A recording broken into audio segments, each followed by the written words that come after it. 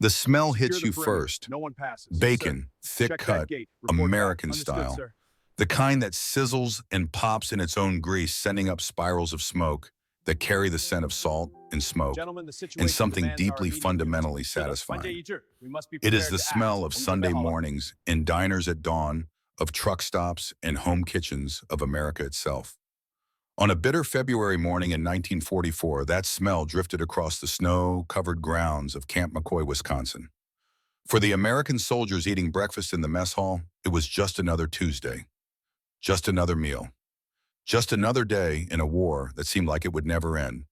But for 183 Japanese prisoners of war stepping off a train into 14 degrees below zero, that smell meant something they could never have imagined. Some of them would weep when they saw what was on their plates. Others would refuse to eat for 3 full days, convinced the food was poison. And one man, a 42-year-old naval officer named Takeshi Hayashi, would write in his diary, "That night I thought the bacon was my final meal before execution. I was wrong. It was the first meal of my new life." This is the story of how breakfast changed everything. But to understand what happened in that frozen camp in Wisconsin, we need to travel forward first. Forward 41 years to an autumn day when old men gathered to remember. September 1985, Camp McCoy, Wisconsin. The barracks are different now, renovated, turned into a museum. But the mess hall is still there, restored to look exactly as it did during the war. Long tables, metal trays, serving stations lined up like soldiers at attention. And on this particular morning, breakfast is being served. Takeshi Hayashi stands at the buffet line. He is 83 years old now. His hair is white. His hands shake slightly as he reaches for the serving spoon. But his eyes are clear and focused on the platter in front of him. Bacon. Beside him stands Robert Henderson, 75 years old, retired, silver-haired. He watches his old friend with a gentle smile. "Go ahead, Tak. It won't bite." Hayashi's hand hovers over the bacon. He has eaten bacon countless times since 1945, in Tokyo restaurants, in American diners during diplomatic visits, at his own breakfast table. But this bacon in this place on this morning is different. "You know, Bob," he says slowly, carefully forming the English words he has spoken fluently for decades. "41 years ago, this exact smell made me certain I was going to die." Henderson nods. "I remember." Do you really remember how terrified we were? "I remember your faces when you got off that train." Hayashi's hand finally closes around the serving spoon. He lifts a strip of bacon, places it on his plate, stares at it. "I have never told you the whole truth about that first morning," he says. "What we thought, what we believed was about to happen." Henderson waits. "We thought you were going to execute us." Hayashi continues. "All of us. We thought the bacon was our last meal." The image freezes there. Old men, breakfast, a memory too large to hold in one moment. And then the screen goes black. Sound of wind, howling, bitter and cold. February 14th, 1944. Camp McCoy, Wisconsin. 14 degrees below zero. The train pulls into the station at 1500 hours, 3 in the afternoon. But the sky is already dimming, the weak winter sun losing its battle with the clouds. Snow covers everything. The platform, the roofs, the trees beyond. An endless white landscape that seems to stretch forever in all directions. Inside the passenger cars, 183 men sit in silence. They wear tropical uniforms, light cotton, designed for the heat of the Pacific Islands where they were captured. The Americans have given them blankets during the journey, but the blankets are thin and the cold is absolute. It seeps through the walls of the train car, through the blankets, through skin and muscle and bone. Commander Takeshi Hayashi sits by a window. He has pressed his face against the frozen glass so many times during this journey that he knows the exact sensation. The shock of cold, the way it makes your cheek ache, the way it steals the warmth from your blood. Through the frosted window, he watches the station approach. He sees the armed guards waiting on the platform. He counts them. 15, maybe 20.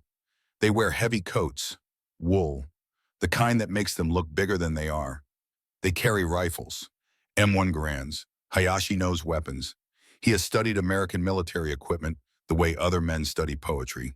He knows what those rifles can do. The train shudders to a complete stop. Metal screeches against metal, steam hisses, and then silence. For 10 long seconds, nobody moves. Beside Hayashi sits Kenji Matsuda, 23 years old, an ensign, a pilot who was shot down over Attu Island 6 months ago. He has burn scars on his left hand and nightmares that wake him screaming. Commander Matsuda whispers, his voice is barely audible. Do you think they will shoot us here on the platform? Or will they make us walk somewhere first? Hayashi does not take his eyes off the window, off the guards waiting in the cold. I do not know, Kenji, but whatever happens, we must face it with courage. We must not give them the satisfaction of seeing us afraid. But I am afraid. Hayashi finally turns to look at the young man. So am I, but we cannot show it. The door at the front of the car opens. Cold air rushes in like a living thing, stealing breath, burning lungs. An American soldier appears. Young, maybe 25. He wears sergeant stripes. All right, gentlemen, he calls out. His voice is surprisingly gentle. Let's go. Nice and easy. We got warm buildings waiting. Another soldier translates. His face is Asian, Japanese-American, Hayashi realizes with a shock. A Nisei. Fighting for America against his own people's homeland. The translator's voice is calm, professional. He repeats the sergeant's words in perfect Japanese. Please exit the train in an orderly fashion. You will be escorted to heated barracks. Heated barracks. The words sound like a trap. The prisoners begin to stand, slowly, stiffly. Some have been sitting for so long, their legs barely work. They file toward the door, toward the cold, toward whatever fate awaits them on that frozen platform. Hayashi is the last officer to exit. He steps down onto the platform, and the cold hits him like a physical blow. It steals his breath, makes his eyes water. He has never felt anything like it. Around him, his men are already forming ranks, automatically, without being told.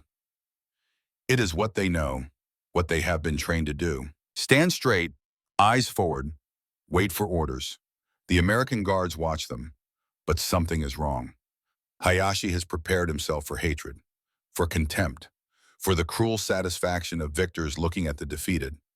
He has seen it before, in the faces of the sailors who pulled him from the water after his ship sank, in the faces of the guards during the long journey across the Pacific.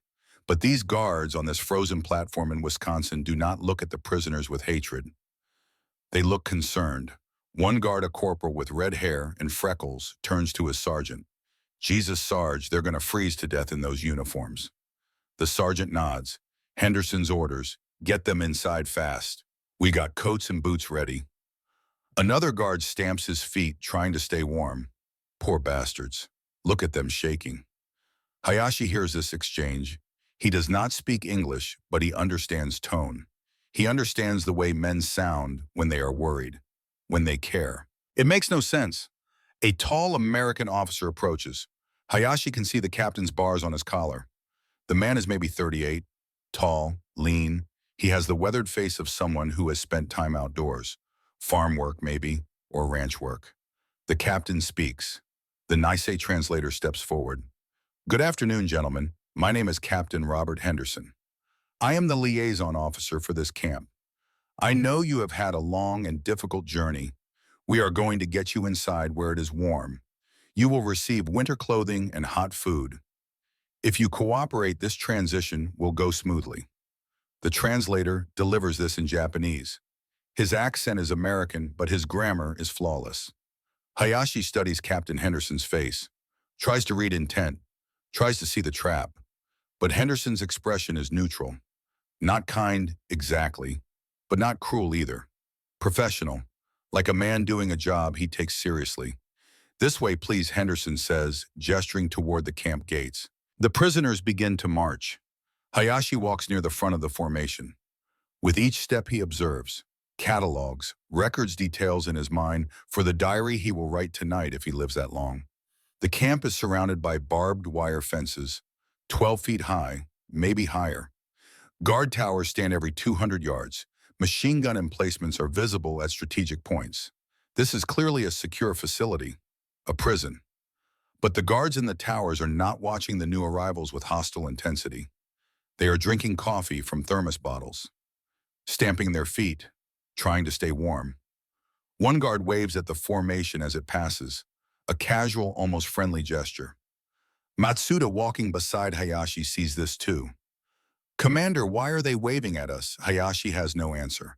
They pass through the main gates, the barbed wire towers over them.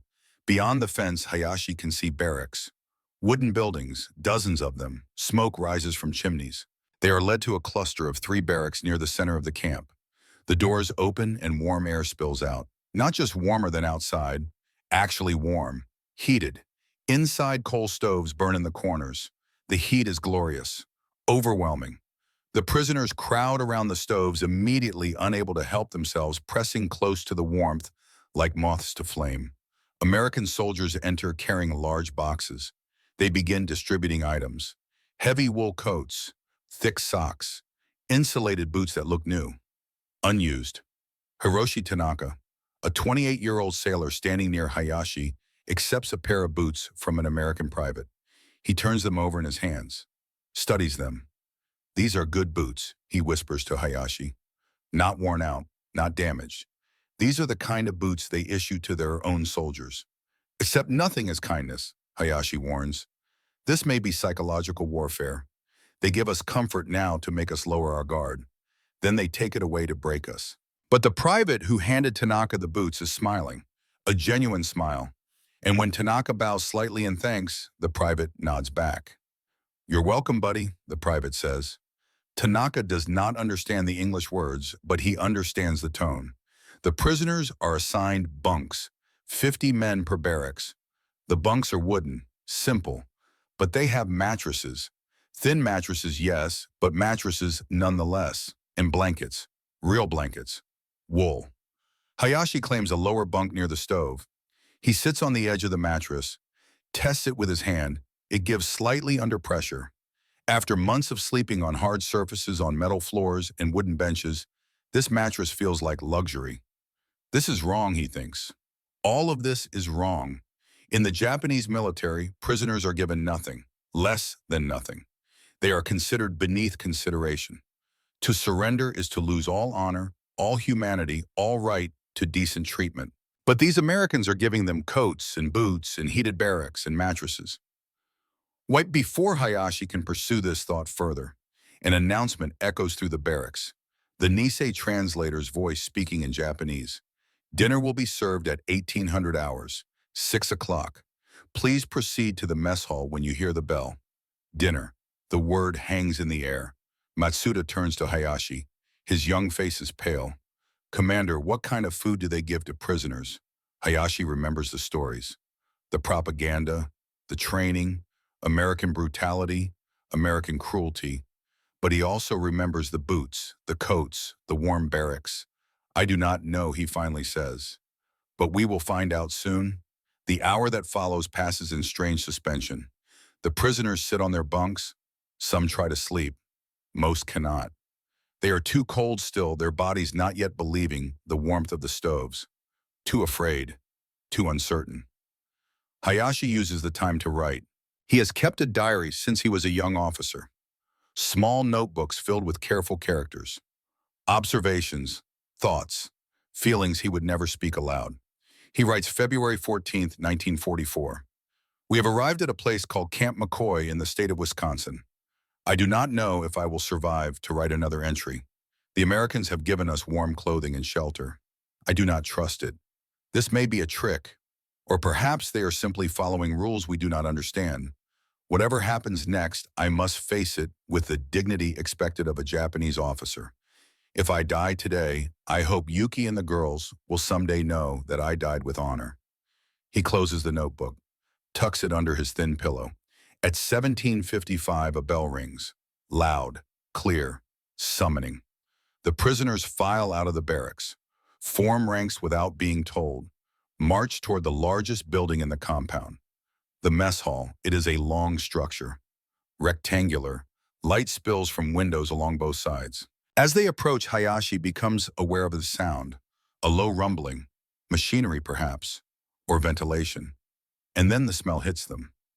It stops several prisoners in their tracks. That smell. Meat cooking, but not just any meat, something specific. something rich and fatty and savory. The smell is so powerful, so overwhelming, that it seems to have physical weight. Matsuda stops walking, just stops. His face goes white. Commander, that smell. Hayashi smells it too. He knows it. He has smelled it before. Years ago, before the war, his ship docked in San Francisco. He went ashore, walked through the streets of that strange American city, and on one corner at a small restaurant, Americans were cooking breakfast outside, on a grill set up on the sidewalk, selling food to people walking past. And the smell was exactly this smell. Bacon. The word rises in his mind like a curse. They enter the mess hall. The warmth inside is almost oppressive after the cold outside. Fluorescent lights hang from the ceiling, casting everything in harsh white light. Long tables fill the space. Metal trays are stacked at the entrance to the serving line. American soldiers work the serving stations. They wear aprons over their uniforms. Steam rises from large metal containers. The smell is even stronger in here. Hayashi forces himself to keep walking, to keep his face neutral, to not show fear. The line moves forward. Slowly, prisoners take trays, approach the first serving station. An American private stands there. Young, maybe 20. He has dark hair and an easy smile. He speaks as each prisoner reaches him. Evening, gentlemen. Tonight we got meatloaf, mashed potatoes, green beans, fresh bread, butter, and he scoops with a large spoon, and bacon left over from this morning. Don't worry, we got plenty. The translator, standing to the side, repeats this in Japanese. Bacon. The private places a generous portion on the first tray. 3 strips, maybe 4. The meat glistens with grease. The edges are crispy and dark. The smell is intoxicating. The prisoner holding that first tray stares down at the food. His hands begin to shake. The line continues. Meatloaf, mashed potatoes with a pool of butter melting on top, green beans, a thick slice of white bread, and more bacon. By the time Hayashi reaches the serving station, word has spread through the line, whispered frantically in Japanese, passed from man to man. It is bacon. They are serving us bacon. This is our last meal. Hayashi accepts his tray. The private gives him the same friendly smile he has given everyone else. Enjoy, sir. Hayashi looks down at his plate. The bacon sits there. 3 perfect strips. He can see the grain of the meat, the crystallized salt on the surface, the way the fat has rendered out, leaving the edges crisp and the center still chewy. In Japan, such meat is rare, expensive, reserved for special occasions, for officers and wealthy civilians. Most soldiers eat rice mixed with barley, or sweet potatoes, or whatever can be found. But this is luxury food. And in Japanese military tradition, condemned prisoners receive luxury food before execution. White rice, red beans, fish, meat, the best meal they will ever eat, a final gesture of respect before death. Hayashi turns to Matsuda, who stands behind him in line. The young pilot's face is the color of ash. Do you know what this means? Hayashi asked quietly. Matsuda cannot speak. He can only nod. They think we do not know American customs. Hayashi continues, but I have read about them. When Americans execute prisoners, they grant a final request. Any meal they want. Steak, bacon, anything. The murmur spreads through the line like fire through dry grass. Within 60 seconds, every prisoner in the mess hall understands. This is their last meal. They are going to be executed. Some men begin to weep, quietly at first, then louder. They cannot help it. They are young, 20, 25, 30. They have families, wives, children, parents who do not even know they are alive. Others stand rigid, determined to face death without showing weakness. This is what they have been trained for. This is the moment they have prepared for since the day they surrendered. A few try to eat. They force themselves to take bites of the bacon, to chew mechanically, to swallow past the tightness in their throats. If this is their last meal, they will eat it. They will not give the Americans the satisfaction of seeing them break. Hayashi looks around the mess hall, sees his men struggling with their fear, with their certainty that they are about to die. He knows he must say something. He is the senior officer present. It is his duty to give them courage. He stands. His chair scrapes against the floor. The sound cuts through the quiet weeping and whispered prayers. Every eye turns to him. "Listen to me," he says. His voice is steady, loud enough for everyone to hear. "We knew this day might come. When we chose to surrender rather than die in battle, we knew we might face execution. The Americans have their customs, their ways. They have given us this meal as a final courtesy. We will accept it. We will eat. And when the time comes, we will face what comes next with courage. We will not beg. We will not cry. We will show them what it means to be Japanese soldiers. Do you understand, Hai?" The response is ragged but unified. "Eat," Hayashi commands. "Eat the meal they have given us." He sits back down, picks up his fork, cuts a piece of the bacon, lifts it to his mouth. The bacon touches his tongue and flavor explodes across his senses.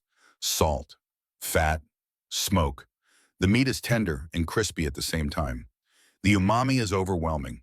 It is the most delicious thing Takeshi Hayashi has ever tasted, and he is absolutely certain it is the last thing he will ever eat. Around him, his men force themselves to eat. Some manage a few bites before giving up. Others eat methodically, faces blank, tears running silently down their cheeks. A few refuse entirely, sitting with their heads bowed, praying to ancestors and gods. The American guards and kitchen staff watch this scene with growing confusion. They see the tears, the rigid postures, the desperate eating, and the absolute refusal to eat. They see men who look like they are facing execution. But they do not understand why. Private Thomas O'Brien, the young man from Brooklyn who served the bacon, approaches Corporal James Sullivan. "Sully, what's wrong with them? Why are they so upset?" Sullivan shakes his head. "I don't know, Tommy. Maybe they're just overwhelmed. First real meal in months, but this looks like more than that. This looks like..." "Like what?" "Like they're terrified." Captain Henderson notices the atmosphere in the mess hall. He has been standing near the entrance, observing, making sure the meal service goes smoothly. But something is clearly wrong. He crosses to where Sergeant David Watanabe, the translator, stands watching. Sergeant Henderson says quietly, "What's happening? Why are they acting like this?" Watanabe's face is troubled. He has been listening to the whispered conversations in Japanese, watching the reactions. "Sir, I think you need to talk to Commander Hayashi right now." What's wrong?" Sir Watanabe says carefully. "They think you're going to cease and execute them. They believe this meal is their last." Henderson's face goes blank with shock. "What? The bacon, sir. In Japanese tradition, condemned prisoners receive an elaborate final meal. They see bacon-rich food and they think it means they're about to die." For a long moment, Henderson cannot speak, cannot process what he has just heard. His mind races through everything he knows about the Geneva Convention, about proper treatment of prisoners, about basic human decency. "And these men think we brought them here to kill them." "Yes, sir, because we gave them bacon." "Yes, sir." Henderson looks around the mess hall, sees the fear on every face, the tears, the terrible resignation, and he understands that every second that passes, every moment these men believe they are about to do is a kind of torture. Unintentional, perhaps, but torture nonetheless. "Get every translator in this camp," Henderson orders. "Every single one. Get them to the barracks where these men are staying. We are going to fix this, right now, tonight." "Sir." "That's an order, Sergeant. These men are not going to spend one more minute thinking we're about to execute them." Watanabe snaps a salute and runs from the mess hall. Henderson stands there watching 183 men eat what they believe is their last meal. And he thinks, what the hell kind of war is this, where bacon becomes a death sentence? The mess hall slowly empties. The prisoners return to their barracks in silence. They walk like men going to their own executions. Slowly, deliberately, trying to maintain dignity in the face of death. In the barracks, they sit on their bunks. Some write final letters to families who will never receive them. Others pray. A few simply stare at nothing, lost in memories of home. Matsuda sits beside Hayashi on the lower bunk. "Commander," he whispers, "how do you think they will do it? Will they take us outside? Will they make us kneel?" "I do not know, Kenji." Hayashi's voice is gentle. The young pilot reminds him of his own daughters. Young, frightened, trying to be brave. But there is no shame in fear, only in showing it to the enemy. "I keep thinking about my mother. She does not know I am alive. She thinks I died when my plane went down. Maybe it would be better if she never knows." Never knows I surrendered. Never knows I died like this. There is no dishonor in surviving, Hayashi says. But even as he speaks the words, he does not fully believe them. Surrender was supposed to mean shame. Death was supposed to be preferable. That is what they were taught, what they were trained to accept. But sitting here in this warm barracks wearing American boots full of American bacon, Hayashi finds himself questioning what he was taught. If the Americans wanted us dead, why did they give us coats? Why did they heal our frostbite during the journey? Why did they feed us unless that is part of their cruelty, unless they want us comfortable and hopeful before they kill us? That would be a very American kind of torture, wouldn't it? To give us everything before taking it all away. Time passes. 9 o'clock. 10 o'clock. The prisoners wait. Expectation builds like pressure behind a dam. And then at 2300 hours, 11 at night, the lights suddenly snap on. Bright, harsh, flooding the barracks with white light. Every prisoner sits up. This is it. This is the moment. The door opens. Captain Henderson enters. Behind him comes Sergeant Watanabe and 4 other translators that Hayashi has not seen before. All of them Nisei, and all of them with serious, solemn faces. Hayashi stands, comes to attention. If he is going to die, he will die standing. The other prisoners follow his example. 183 men standing beside their bunks, waiting. Henderson stops in the center of the barracks. He looks at each face, and something in his expression makes Hayashi pause. The captain does not look triumphant. He does not look cruel. He looks troubled, sad almost. Henderson begins to speak. Watanabe translates immediately. Gentlemen, there has been a terrible misunderstanding. You are not being executed. The bacon was not a final meal. That food, that bacon, that is what we serve every day. Standard American military rations. You will receive similar food at every breakfast. Meat, eggs, bacon, or ham, or sausage. This is not special treatment. This is not a trick. This is the Geneva Convention. Silence. Total, absolute silence. The translators repeat Henderson's words in slightly different phrasings, making sure the message is clear. You are not going to die. The food is normal. This happens every day. Matsuda speaks first. His voice is barely a whisper. Every day, Henderson nods. Every single day. 3 meals per day. Breakfast, lunch, and dinner. The same food American soldiers eat. That is the law. That is the rule. And in America, we follow the rules, even for prisoners of war, especially for prisoners of war. Hayashi feels something crack inside his chest, a sensation he cannot name. Relief, perhaps, or confusion, or the beginning of a transformation he does not yet understand. Captain, he hears himself say. Why? Why follow these rules? Henderson looks directly at him. Because you are human beings, because the law says you have rights even as prisoners. And because that is what separates us from barbarism.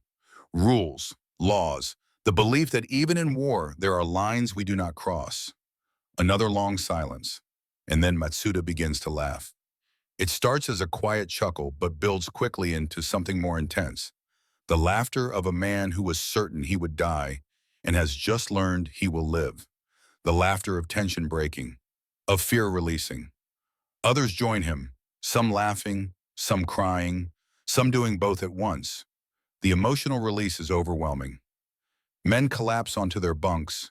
Men embrace. Men who were rigid with fear 10 seconds ago are now shaking with relief. Tanaka faints, simply crumples to the floor. 2 other prisoners catch him before he hits his head.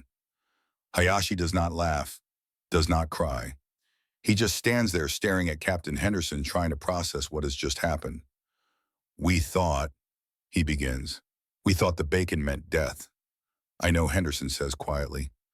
I understand now, and I am sorry. I am sorry you spent even 1 minute believing that. It was never our intention. We follow the Geneva Convention. We treat prisoners according to the law. That is who we are. Hayashi wants to believe this. He wants to believe that there is a logic to what is happening, that there are rules, and the Americans actually follow them. But 42 years of training, of propaganda, of certainty about American brutality do not disappear in a single conversation. He sits back down on his bunk. His legs are suddenly weak. Around him, the chaos of relief continues. Men laughing, men crying, men trying to understand what just happened. And as Hayashi sits there feeling the warmth of the barracks wearing American boots, his stomach full of American bacon, a single thought forms in his mind. If they are not going to kill us, then what are they going to do with us? That question, he will later write, was the beginning of everything. Morning comes too soon and not soon enough. Hayashi lies awake in his bunk, watching the darkness gradually lighten through the barracks windows. He has not slept. None of them have slept, not really. They have passed the night in that strange, suspended state between waking and dreaming their minds, unable to fully process what Captain Henderson told them. You are not going to die.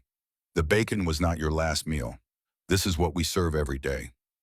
Every day, around him in the darkness, Hayashi can hear his men breathing. Some snore softly, others shift restlessly on their thin mattresses. Someone is crying very quietly, the kind of tears that come from relief so overwhelming it has nowhere else to go. Hayashi turns onto his back, stares at the bottom of the bunk above him. The wood is rough, unfinished. He can see the grain in the dim light. If the Americans are not going to execute us, he thinks, then what do they want? That question circles his mind like a hawk riding thermals, around and around. No answer presents itself. At 0530 a bell rings, different from the dinner bell, higher pitched, more insistent. The prisoners sit up. Hayashi swings his legs off the bunk and his feet find the cold floor. He is still wearing the socks the Americans gave him, thick wool. He wiggles his toes inside them and marvels at the warmth. The barracks door opens. An American corporal stands there. Red hair, freckles. The same one who was concerned yesterday about them freezing. Morning, gentlemen, the corporal calls out. The Nisei translator appears beside him. Breakfast is at 0600. That's 6 o'clock. You got 25 minutes to get ready. There's washrooms in the building next door. Hot water, soap, towels, hot water. The translator repeats this in Japanese and several prisoners look at each other. Hot water for washing is a luxury they have not experienced in months. On the transport ship, they washed with seawater when they were allowed to wash at all. The prisoners file out into the February cold. The sun is not yet up, but the sky has that pre-dawn glow, gray turning to pink at the edges. The snow on the ground reflects what little light there is, making everything luminous and strange. The washroom is exactly where the corporal said it would be. Inside, long rows of sinks line the walls. Toilets and stalls, showers at the far end. Matsuda turns on a faucet. Water sputters, then flows. He holds his hand under it and jerks back in surprise. It is actually hot, he says. Commander, feel this. Hayashi tests the water. It is not just warm, it is hot. Hot enough to steam in the cold air. Hot enough to make his fingers tingle as blood flow increases. Why would they give prisoners hot water? Matsuda asks. Hayashi has no answer. He washes his face.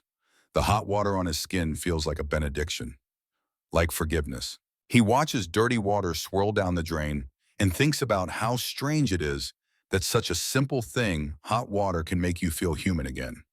At 0555, they walk to the mess hall. The building looks different in the morning light, less threatening somehow. Just a large wooden structure with windows and smoke rising from a chimney. The smell reaches them while they are still 50 yards away.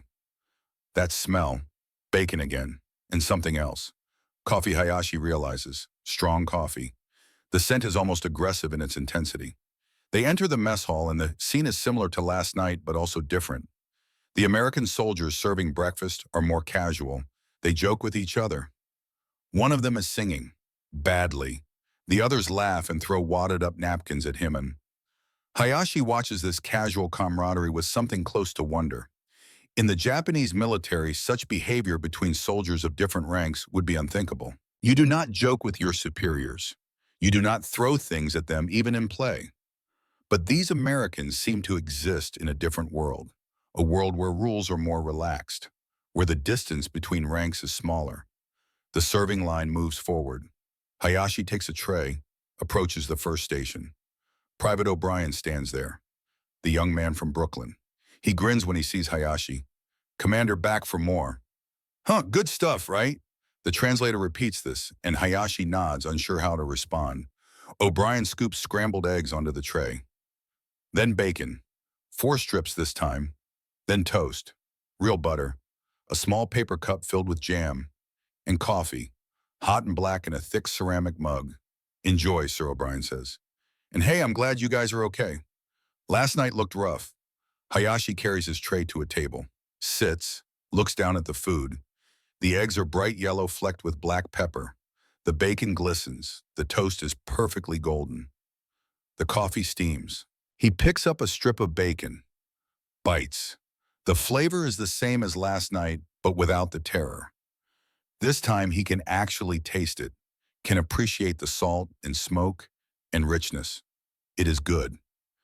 That realization hits him with surprising force. The bacon is good, not just sustenance, not just fuel for the body. It is actually delicious. Around him, his men eat in silence. But the silence is different from last night. Last night it was the silence of condemned men. This morning it is the silence of hungry men who cannot quite believe their good fortune. After breakfast, they are assigned work details. Captain Henderson calls Hayashi to a small office near the main gate. Inside, Henderson sits behind a wooden desk. Maps of the camp cover the walls.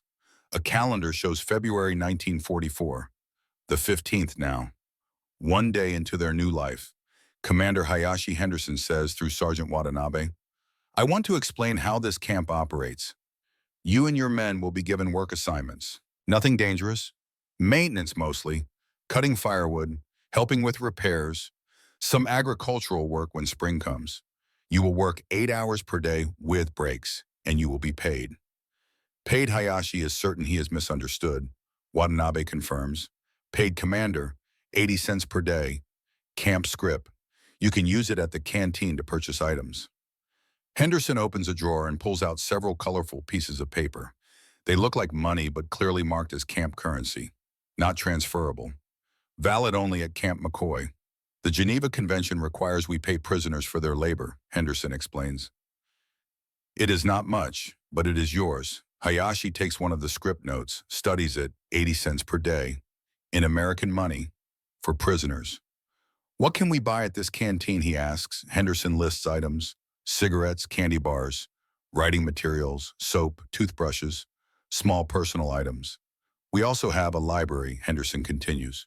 Books in Japanese, not many but some. We are working on getting more. Why the question escapes before Hayashi can stop it. Why do all of this? Henderson leans back in his chair, studies Hayashi for a long moment. Because the alternative is to treat you like animals, he finally says.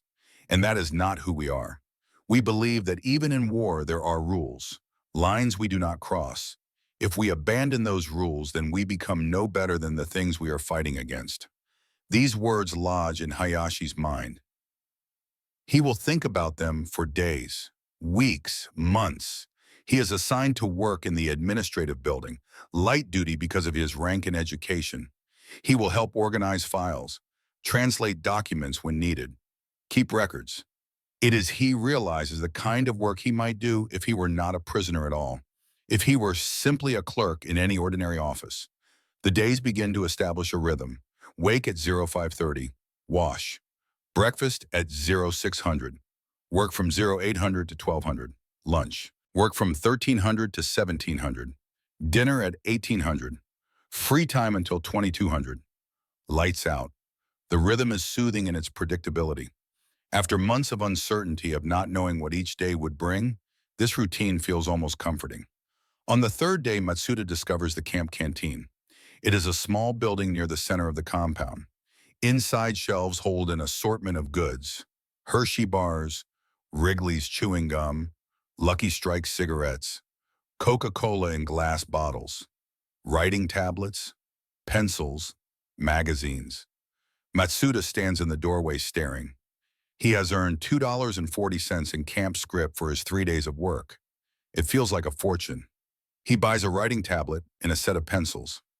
The American soldier running the canteen, an older private with gray hair, smiles at him. You an artist, son. Matsuda does not understand the English, but the private gestures at the pencils, makes drawing motions. Matsuda nods. Hi. Yes. Artist. The private disappears into a back room, returns with a small set of charcoal sticks. He places them on the counter. On the house, he says, "No charge. You draw me something nice, okay?" Matsuda understands this is a gift. He bows deeply. "Arigatou gozaimasu." Thank you. That evening, sitting on his bunk, Matsuda begins to draw. His hands remember the motions even after months without practice. Line, shadow, perspective. He draws the barracks, the view from his bunk, looking toward the stove. He draws it exactly as he sees it. The rough wooden walls, the coal stove with its pipe rising to the ceiling, the boots lined up under bunks, the small details of prison life. Other prisoners gather to watch. They have not seen art in so long, have not seen beauty created from nothing but pencil and paper. Matsuda finishes the drawing as lights out approaches. He signs it with his name in the bottom corner. Tomorrow he will give it to the private at the canteen. 1 week becomes 2, 2 weeks become 3. Lieutenant Akira Kimura, the former school teacher, starts an English class. 80 prisoners sign up immediately. They gather in the mess hall after dinner, sitting at the long tables, and Kimura teaches them basic phrases. "Good morning. Thank you. Please, you are welcome." The prisoners repeat these words. Their accents are heavy but earnest. They want to learn, need to learn. Language is a bridge, a way to understand their captors. They're saviors, these Americans who confuse them so deeply. Corporal Sullivan, the red-haired guard from Wisconsin, sometimes sits in on these classes, laughs good-naturedly when the prisoners mangle English pronunciation, and then to everyone's surprise, he starts trying to learn Japanese. "Ohayo gozaimasu," he says carefully. "Good morning, right?" The prisoners laugh, correct his pronunciation. Teach him. This moment, Hayashi will later write, was when I first understood that we were not just prisoners and guards. We were becoming something else, something I did not have words for yet. In early March, the snow begins to melt. Not all of it. Wisconsin winters do not surrender easily, but patches of brown earth appear. Icicles drip from roof edges. The air, while still cold, has lost its killing edge. The prisoners are put to work clearing the baseball field of remaining snow. They shovel and rake and spread gravel. Hayashi watches this work with curiosity. Why does a prison camp need a baseball field? The answer comes a week later when Corporal Sullivan brings out equipment. Bats, gloves. A ball so white it seems to glow against the dirty snow. "All right, boys," Sullivan announces through the translators. "Who wants to learn America's pastime?" 20 prisoners volunteer immediately, Matsuda among them. Sullivan teaches them to throw, to catch, to swing the bat. His patience is remarkable. He demonstrates again and again, adjusts their grips, corrects their stances. "No, like this," he says, showing Matsuda how to hold the bat. "See hands together, eye on the ball, swing through." Yeah, that's it. The first time Matsuda makes solid contact, sending the ball soaring over the field, he drops the bat and stares in wonder. The Americans cheer. The other prisoners clap. Sullivan runs up and slaps Matsuda on the back. "Natural athlete, you're going to be great at this, kid." That evening, Matsuda's face is flushed with pleasure. "Commander," he says to Hayashi, "I hit the ball so far. Did you see I saw?" Hayashi replies, "You looked happy." "I was happy." Matsuda pauses. "Is it wrong to be happy here?" Hayashi considers this question for a long time before answering. "I do not think it is wrong to be human," he finally says, "and happiness is part of being human. But we are prisoners. Yes. But perhaps that does not mean we must be miserable." This conversation troubles Hayashi long after Matsuda has fallen asleep. He lies in his bunk staring at the ceiling, wrestling with questions that have no easy answers. Is it betrayal to accept kindness from the enemy? Is it weakness to feel gratitude toward your captors? Is it dishonor to laugh and play baseball while your countrymen fight and die in the Pacific? He does not know, cannot know, can only live each day and try to understand what it means. On April 3rd, everything changes. Morning formation. The prisoners stand in ranks for the daily count. It is routine, boring even. Hayashi's mind is elsewhere, thinking about the filing work he needs to complete today. Then Hiroshi Tanaka doubles over. The sound he makes is not quite a scream, more like a grunt of surprise and pain. He clutches his stomach and sinks to his knees. Hayashi breaks ranks immediately. Runs to Tanaka's side. "Hiroshi, what is wrong?" Tanaka's face is pale. Sweat beads on his forehead despite the cool morning air. It hurts. He gasps. My stomach. Like something is tearing inside. The American guards react instantly. Two of them run over. One speaks into a radio. Within minutes, a vehicle arrives. A jeep with a red cross painted on the side. They lift Tanaka carefully. He cries out when they move him. The sound is animal, involuntary. Hayashi tries to follow, but a guard stops him. Sir, you need to stay here. That is my man. I need to be with him. The guard's face softens. I understand, but let the doctor see him first. If he needs you, we'll come get you, I promise. The jeep drives away, Tanaka in the back, his face twisted with pain. The formation continues, but Hayashi cannot focus, cannot think. His mind keeps returning to Tanaka, 28 years old, a sailor who survived his ship sinking, who made it through months in the hold of a transport ship, who has eaten bacon and learned English and was starting to smile again. What if he dies here? What if after everything he dies of illness in a Wisconsin prison camp 2 hours later, Sergeant Watanabe finds Hayashi in the administrative office? Commander, the doctor needs to speak with you about Hiroshi Tanaka. Hayashi stands so quickly his chair tips backward. Is he alive? Yes, sir. But it is serious. Please come with me. The infirmary is a clean white building at the edge of the camp. Inside it smells of antiseptic and something else. Medicine, sickness, the smell of hospitals everywhere. Dr. Morrison waits in a small office. He is perhaps 50 years old. Gray hair, tired eyes. He wears a white coat over his uniform. Commander Hayashi, he says, through Watanabe. Your man has acute appendicitis. His appendix is severely inflamed. If we do not operate within the next 12 hours, it will rupture. He will die. Operate. The word hangs in the air like a sword. Hayashi has heard stories, terrible stories, about what happens to prisoners under the knife, about how deaths can be made to look like surgical complications, about how bodies can be cut open for experimentation. You want to cut him? Hayashi says slowly. We want to save his life, Dr. Morrison corrects. The appendix is a small organ. Here. He gestures to his own lower right abdomen. When it becomes infected, we must remove it. The surgery is routine. I have performed it dozens of times. Hayashi's mind races. This could be genuine. The Americans have followed their Geneva Convention in every other way. They have fed them, clothed them, paid them, given them hot water and baseball and English lessons. But to allow them to cut open one of his men, to trust them with a blade, in anesthesia, in complete vulnerability. Can I be there? Hayashi hears himself ask. During the surgery. I want to watch. Dr. Morrison's eyebrows rise. That is unusual. I do not trust you, Hayashi says bluntly. I want to see what you do. If you are truly trying to save him, or if this is something else. To his surprise, Dr. Morrison nods. I understand. Yes, you can observe. You will need to scrub and wear a surgical gown. You must stand in the corner and not touch anything. But you can watch. When Hayashi asks, in 1 hour, we are preparing the operating room now. That hour passes in a fog. Hayashi cannot eat, cannot sit still. He paces outside the infirmary until Watanabe comes to get him. Inside, he is given a green gown, a mask, a cap that covers his hair. His hands are scrubbed with harsh soap until they are pink and raw. The operating room is bright, brutally bright. Lights overhead like small suns, metal tables, trays of instruments, machines that beep and hiss. Tanaka lies on the table, unconscious already.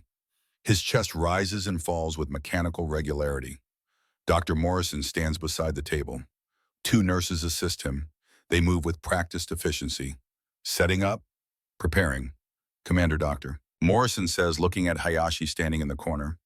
I am going to begin. Watch as closely as you like. The scalpel comes down. Hayashi flinches but forces himself to keep watching. Blood wells along the line of the incision. One nurse dabs it away with gauze. The cut is precise. Careful. Dr. Morrison's hands are steady. He explains each step to his assistants. Educational. Professional. See here. The inflammation is severe. We got to him just in time. Another few hours and this would have ruptured. Suction, please. One of the nurses operates a device that makes a sucking sound. Blood and fluid disappear. The surgery continues. Dr. Morrison works with concentration but not urgency. He is skilled, confident. He treats Tanaka's body with the same care he would give anyone. Here is the appendix, he says. You can see how swollen it is.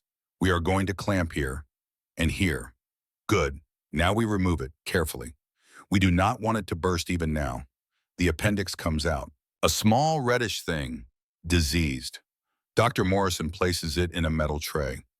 Now we close, he says. Layer by layer, muscle, fascia, skin. We take our time. We make sure everything is perfect.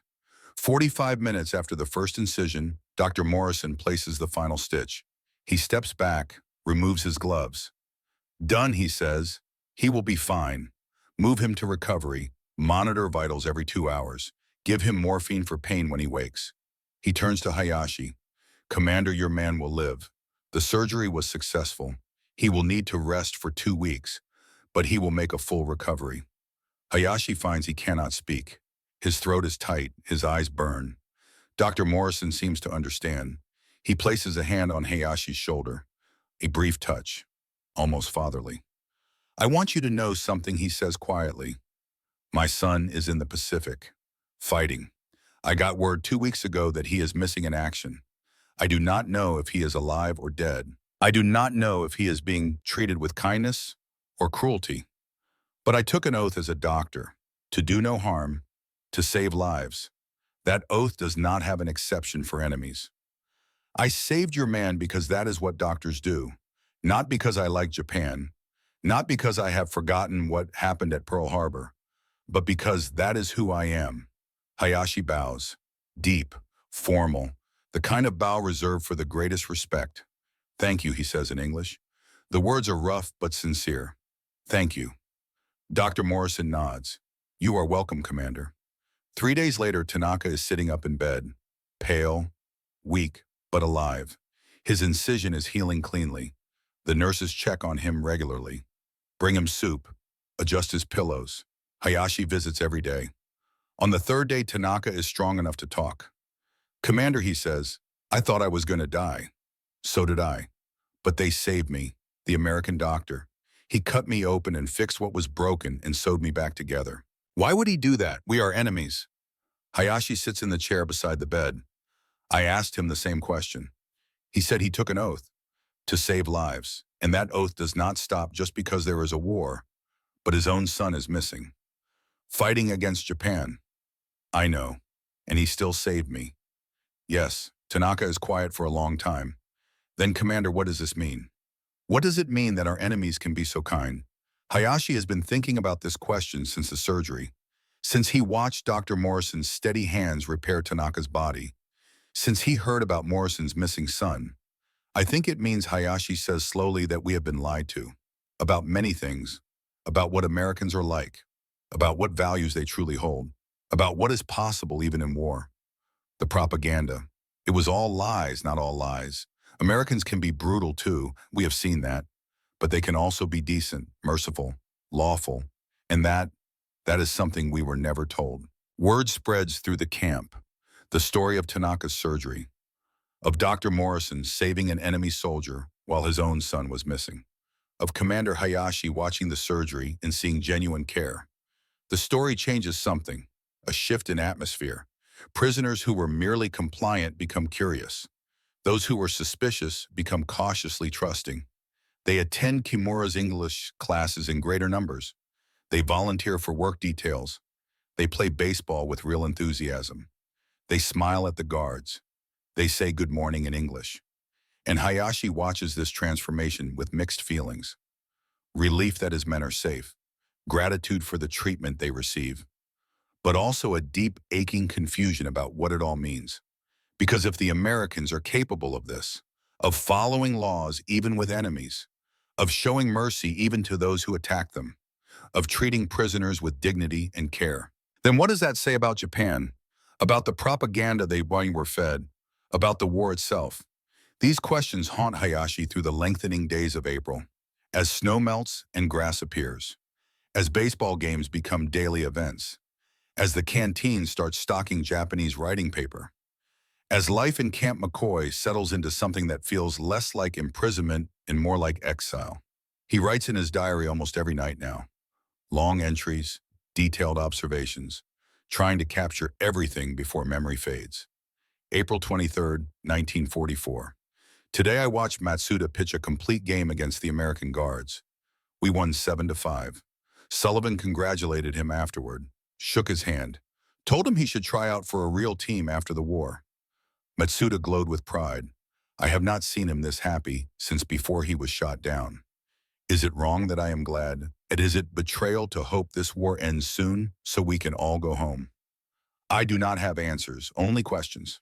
And the strange, persistent feeling that I am learning something important, something that will matter long after this war is over. But Hayashi does not yet know that his education is not complete, that there is still one more lesson waiting, one more test of his understanding. That test will arrive on a train from Seattle in early September, and it will come in the form of a man who refuses to believe what Hayashi has learned, a man named Meiso Fujita. Summer arrives slowly in Wisconsin. The snow melts completely by late April. Green returns to the world. Grass, trees, flowers that the prisoners cannot name but find beautiful anyway. The camp transforms from a frozen prison into something that almost resembles a small town. By August, vegetables grow in neat rows behind the barracks. Tomatoes, beans, squash.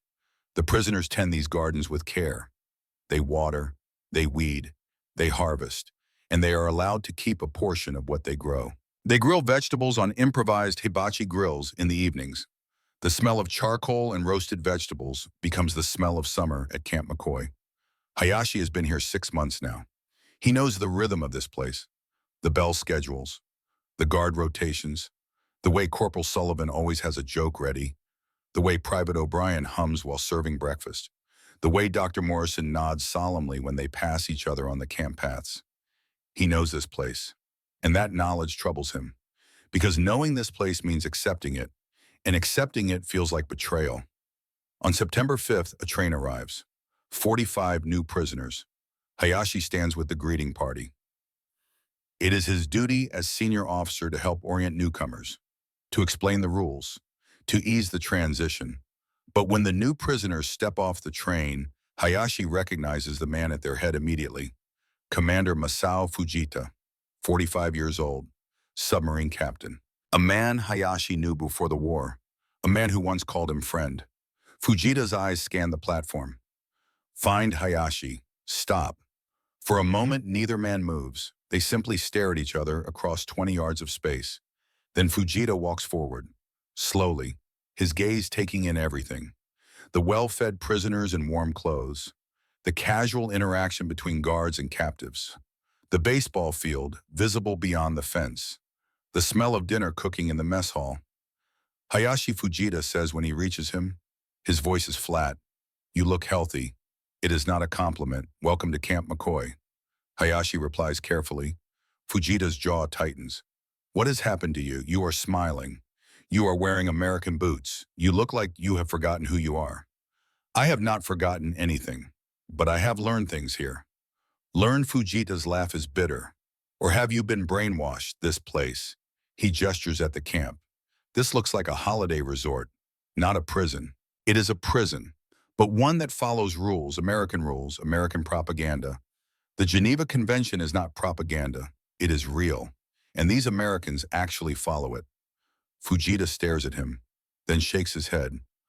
"I will not argue with you now. I am tired.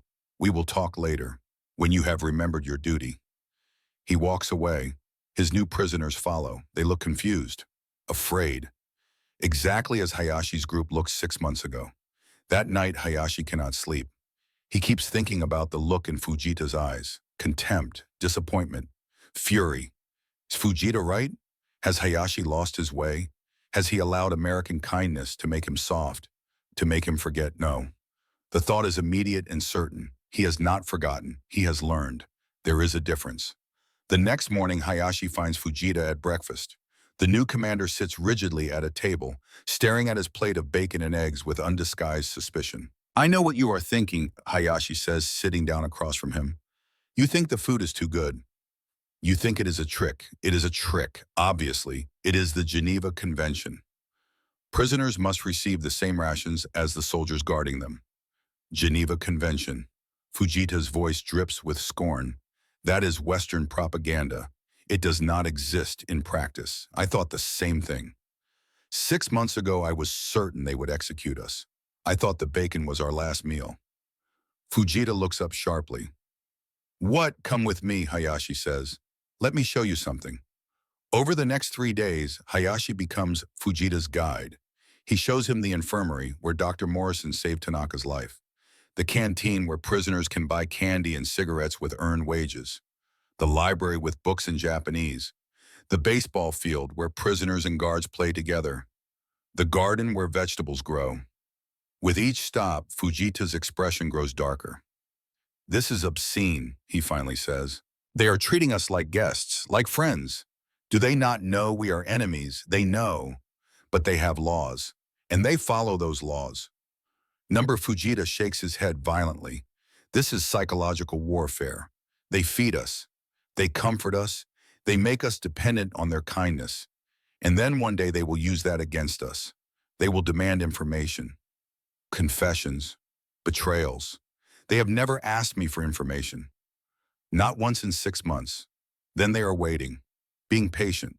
Or Hayashi says quietly, they are simply decent people doing what their laws require. Fujita laughs, a harsh sound without humor. You are naive, Hayashi. You always were. Too willing to see good in people. It was your weakness as an officer, and it is your weakness now. The words sting. But Hayashi does not respond, because he knows Fujita needs time, needs to see for himself, needs to experience what Hayashi has experienced. Fujita organizes a resistance group, 35 prisoners who refuse to participate in camp activities beyond the minimum required work. They do not learn English. They do not play baseball. They do not socialize with Americans. They maintain rigid discipline. Silent protest. Hayashi watches this with sadness but understanding. He remembers his own suspicion, his own certainty that kindness was a trap. Time passes. September becomes late September.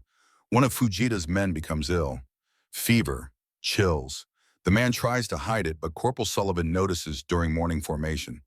You okay, buddy? Sullivan asks. You look pretty rough. The man does not answer, does not understand English. But his face is flushed and sweat runs down his temples despite the cool morning air. Sullivan calls for the medic. Within minutes, the sick man is on his way to the infirmary.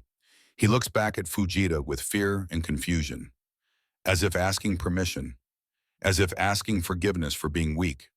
2 days later, the man returns, healthy, smiling. He shows Fujita the antibiotics he was given, shows him the paper with instructions in Japanese about how to finish the full course of treatment. They fixed me, the man says simply. I was sick and they made me better. Fujita says nothing, but something in his expression shifts, just slightly, just enough for Hayashi to notice. On September 28th, the prisoners organize a cultural evening, Kimura's idea, a celebration of Japanese arts, music, poetry, calligraphy. Matsuda's paintings displayed on the mess hall walls. The American guards are invited. Most attend. They sit respectfully. They listen to the shakuhachi flute performance with genuine interest. They applaud the poetry readings even though they do not understand the words. They study Matsuda's paintings with appreciation. Sullivan tries to use chopsticks during the meal. He is terrible at it, drops rice everywhere. The prisoners laugh, but it is friendly laughter. They show him how to hold the sticks properly. He tries again. Fails again. Everyone laughs together. Fujita stands in the back of the hall, arms crossed, watching everything with his hard, suspicious eyes. But Hayashi sees the moment when those eyes soften. When Fujita watches Henderson help hang one of Matsuda's paintings. When he sees the care Henderson takes. The respect in how he handles the artwork. After the event, Henderson approaches Fujita, speaks through Watanabe. Commander Fujita, I heard you have not been participating in camp activities. That is your right. But I wanted you to know your men put on a beautiful performance tonight. You should be proud. Why do you do this? Fujita asks. The question bursts out of him. Why do you let us keep our culture? Why do you treat us with respect? We bombed Pearl Harbor. We killed American sailors. We are your enemies. Henderson considers the question seriously before answering, because that is what the law requires. The Geneva Convention says prisoners of war must be treated with dignity, that their cultural practices must be respected when possible. We follow that law, not because we have forgotten Pearl Harbor, we will never forget, but because following these rules is what separates civilization from barbarism. But we are enemies. Yes, and we are fighting that war. Men are dying in the Pacific right now, American men and Japanese men. But you are not on that battlefield anymore. You are here, under my care. And as long as you are here, you will be treated according to our laws. That is not weakness, Commander. That is strength. The strength to maintain your principles even when it is difficult, even when you are angry, even with enemies. Fujita has no response. He simply stands there, processing, struggling. That night, he writes his first diary entry. Hayashi sees him bent over a notebook, the same kind of notebook Hayashi has filled with months of observations. They sit in silence for a long time. Then Fujita speaks without looking up. I came here ready to hate them, ready to resist, ready to prove that Japanese spirit cannot be broken by American tricks. But Hayashi, this is not what I expected. This is not a trick. It is simply who they are, and that is more powerful than any propaganda. Yes, Hayashi says quietly. Yes, it is, but spring and summer and early autumn have been preparation. A prologue. The real test of what these men have learned is coming. It arrives on the radio, in voices crackling with static, in words that shake the world. August 6, 1945. Morning. Captain Henderson calls an emergency assembly. All prisoners, all guards, everyone in the camp. His face when he walks to the front of the formation tells them something terrible has happened. Gentlemen, he begins. His voice is rough, strained. Yesterday, August 6th, the United States dropped a new type of weapon on the city of Hiroshima, an atomic bomb. The destruction is total. The entire city has been destroyed. We estimate tens of thousands dead, possibly hundreds of thousands. I am sorry. I am so very sorry. The words hit like physical blows. Hiroshima, destroyed. Tens of thousands dead. Kimura has a brother in Hiroshima, a sister, nieces, nephews. He makes a sound, not a scream, not a cry, something between the two. He collapses, falls to his knees, begins to beat the ground with his fists. Other men react. Matsuda sits down where he stands, his face empty, shock stealing all expression. Tanaka turns and vomits. Fujita stands rigid, fists clenched so tight his knuckles are white. And Hayashi stands there thinking about his family. Yokohama is far from Hiroshima, 800 kilometers. They should be safe. But what if there are more bombs? What if the next one falls on Tokyo, on Yokohama?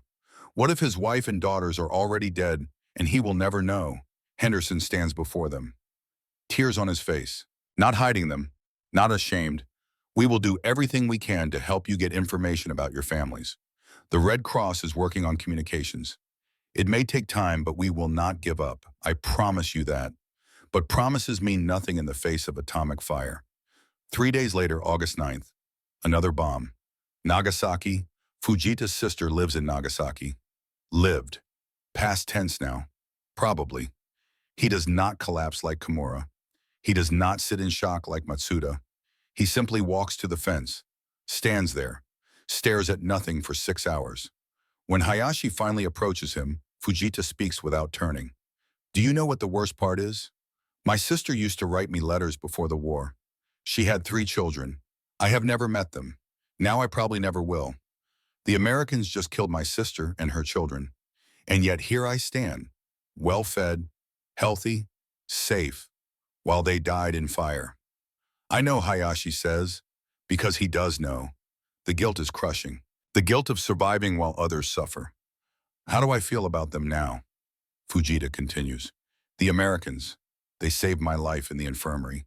They taught me English. They played baseball with me. Captain Henderson treats me with respect. And yet Americans drop those bombs. Americans killed my family. Hayashi has no answer, because there is no answer. Both things are true. The Americans are capable of tremendous kindness, and they are capable of tremendous destruction, just like the Japanese, just like everyone. On August 15th, the emperor's voice crackles over the radio, speaking in formal court language that most of the prisoners barely understand. But the message is clear enough. We must endure the unendurable and suffer the insufferable. Japan has surrendered. The war is over. The reactions are complex, layered, contradictory. Some men weep, not from joy, from grief. Their nation has been defeated. The emperor has spoken the unspeakable. Everything they believed, everything they fought for, has ended in failure. Others feel relief so powerful it makes them dizzy. The fighting will stop. No more bombs, no more deaths. Maybe now they can go home. Maybe now they can find out if their families still live. Hayashi stands and walks to the front of the assembled prisoners. He does not plan what he will say. The words come from somewhere deep, somewhere true. Brothers, he begins. Our nation has surrendered. Some of you feel shame. Some feel relief. I feel both. But I also feel something else. Gratitude. Several men look up sharply. Gratitude. 18 months ago, I stepped off a train into a Wisconsin winter. I smelled bacon and thought it was my last meal. I was certain I would die. I was wrong. We did not die. We lived. And in living, we learned something precious. Something that Japan needs to know now. He pauses, looks at each face, sees Matsuda, Kimura, Tanaka, Fujita. All of them changed, all of them alive. We learned that enemies can be decent, that laws matter more than hatred, that strength and compassion can coexist. We watched Dr. Morrison save Hiroshi Tanaka's life, even though Morrison's own son was missing fighting against Japan. We saw Captain Henderson treat us with dignity every single day, not because he likes us, but because his laws demand it. We saw Private O'Brien serve us bacon with a smile, even though his brother died at Guadalcanal. The prisoners listen, silent, intent. The America we were taught about does not exist. We were told Americans were devils, barbarians, lawless. We were lied to. The real America, the one we have lived in for 18 months, is something different. Something built on rules and laws, and the belief that even enemies deserve dignity. That is what makes America powerful, not their bombs, their values. Japan is defeated. Our cities are destroyed. Our people suffer. But we are alive. And we have seen something most Japanese have never seen. We have seen the best of America. When we go home, and we will go home, we must remember this. We must tell this story. We must help build a Japan that learns from what we learned here. Not a Japan that hates America, but a Japan that understands what makes nations truly great. Law, dignity, the courage to follow your principles even with enemies. The war is over, but our responsibility is just beginning. When Hayashi finishes, silence holds for 5 long seconds. Then Fujita begins to clap. Slowly at first, then others join, until all 183 prisoners are applauding. Some crying, some smiling through tears. Henderson stands at the back, Watanabe beside him, both men with wet faces, both men knowing they have witnessed something important. November arrives cold and clear. The prisoners are no longer prisoners exactly. They are displaced persons waiting for repatriation. The fences remain, but the gates stay open during the day. They can walk into the nearby town with escorts, can see how ordinary Americans live. Hayashi uses these final weeks to say goodbye. He gives Henderson his diary, all 6 volumes, months of observations and thoughts and struggles. I want you to have this, he says in careful English. So you know what you did here. So you know it mattered. Henderson accepts the books with reverence. I will treasure these talk. I will read every word. Matsuda gives Henderson a painting. The first meal. It shows prisoners standing in the mess hall line looking at bacon with expressions of fear and wonder and confusion. Henderson hangs it in his office immediately. Looks at it for a long time without speaking. This is us, isn't it? Henderson finally says. This moment, when everything could have gone so wrong, but somehow went right. Yes, Matsuda replies in English. Good English now after months of Kimura's classes. This is when I learned hope. The morning they leave, November 20th, Henderson organizes a farewell breakfast. The mess hall is decorated, American and Japanese flags hanging side by side. The menu is simple: bacon, eggs, toast, coffee, the same breakfast they have eaten hundreds of times. But this breakfast is different because it is the last.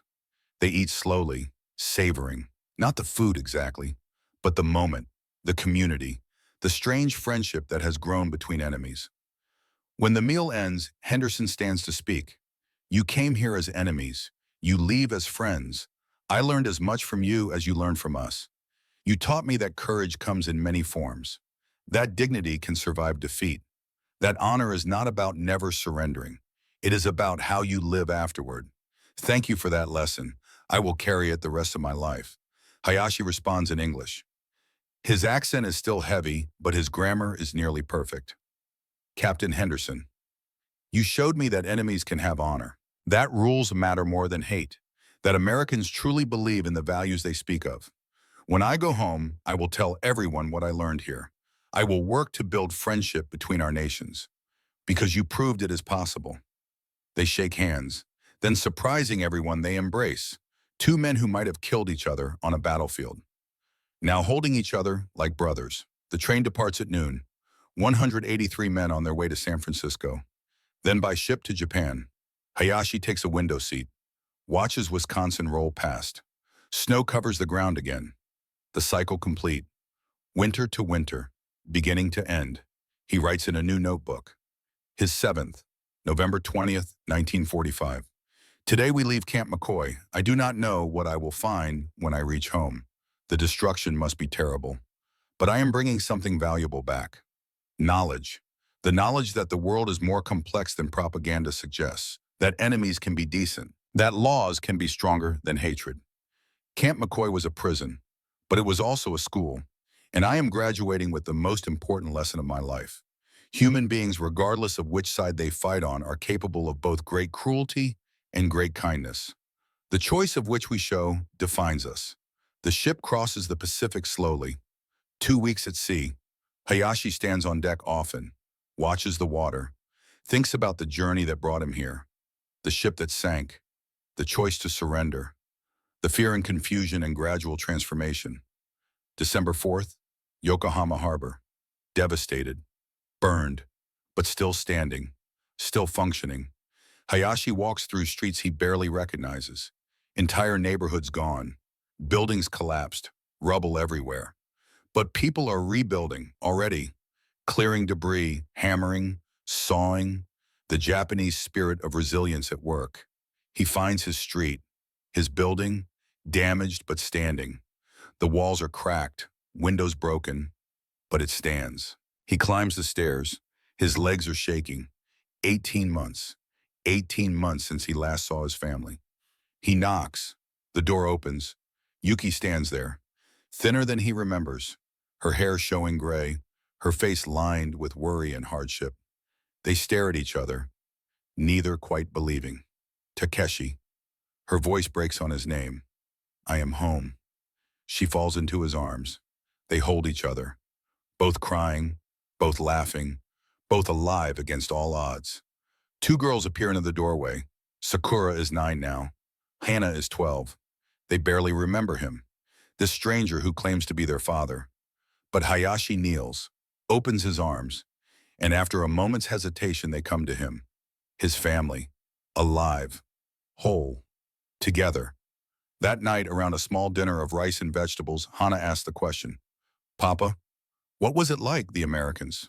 Were they cruel? Hayashi considers his answer carefully. No, he finally says. They were not cruel. They showed me something I never expected. They showed me that enemies can be honorable. That rules matter.